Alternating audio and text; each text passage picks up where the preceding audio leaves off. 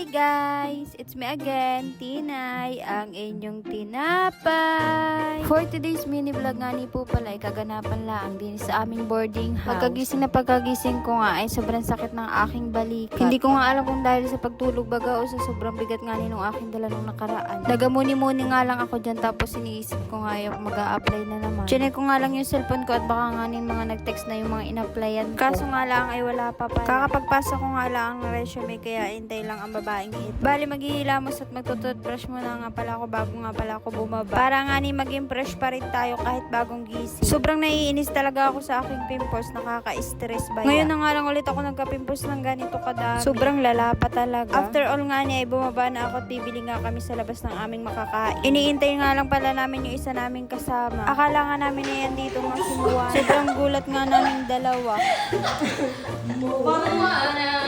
Ano ang kanta ni Moana, girl? Uy.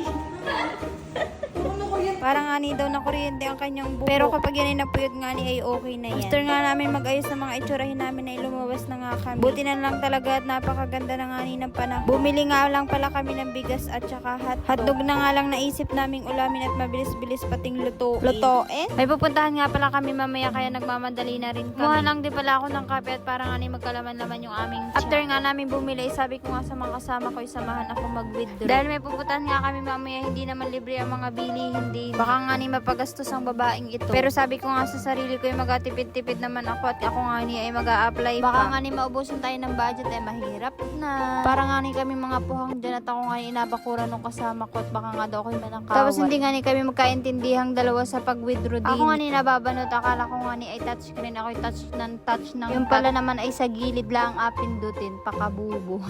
Nasaring nga lang ako sa video kaya agad pagpasyensyahan nyo na. Tapos may nadaanan nga ni pala kaming pakuan at napag-isipan pala namin bumili para nga may panghimagas kami. Yung lulutuin pa naman namin ay panay prito at least may pambawi kami. Eh di yun, umuwi na nga kami at tapos na nga kaming mamili. Ang maganda ba din sa may boarding house namin ay napakalapit lang ng bilihan. Paglabas mo nga magalakad ka lang ng mga ilang hakbang. Nag-isip akong ilang step. Basta sobrang lapit lang. Plan na nga rin pala ako ng energy at para nga may energy ako. Dahil nakauwi na nga ako ay nadagdagan na naman ang maingay din sa boarding. Tama na ang kwento mga gutom na ang kasama. Eh di yun, magluluto na nga muna pala ako ng hotdog. Pero alin nga ba ang pinakamadaling lutuin? Pansit canton, itlog, or hotdog? Comment nga kayo mga katinapay. Hindi ko na nga na-video ibang mga niluto ko dahil nga nalubat ang cellphone. Bali ito nga pala yung ulam namin, itlog, hotdog, lumpia, at embutido. Kaon po tayo mga katinapay.